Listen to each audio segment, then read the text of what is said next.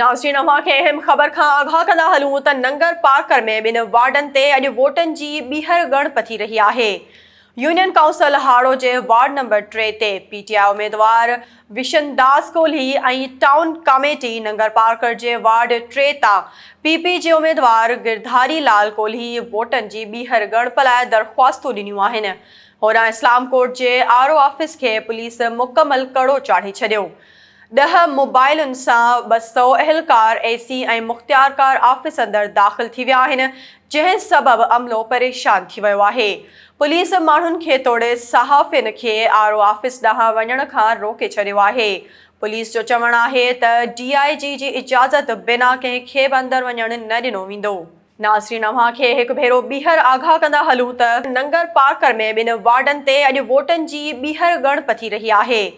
Union council हाड़ो जे ward number 3 ते PTI उम्मीदवार विशनदास कोहली ऐं टाउन कमेटी नंगर पार्कर जे वार्ड 3 तां पीपी जे उम्मीदवार गिरधारी लाल कोहली वोटनि जी ॿीहर ॻणप लाइ दरख़्वास्तूं ॾिनियूं आहिनि।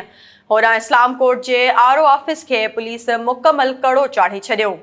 10 मोबाइलुनि सां 200 अहलकार एसी ऐं मुख़्तियारकार ऑफिस अंदरि दाख़िल थी विया आहिनि, जंहिं सबबि अमलो परेशान थी वियो आहे। पुलिस माण्हुनि खे तोड़े सहाफ़ियुनि खे आरओ ऑफिस ॾांहुं वञण खां रोके छॾियो आहे। पुलिस जो चवणु आहे त डीआईजी जी इजाज़त बिना कंहिंखे बि अंदरि वञण न ॾिनो वेंदो।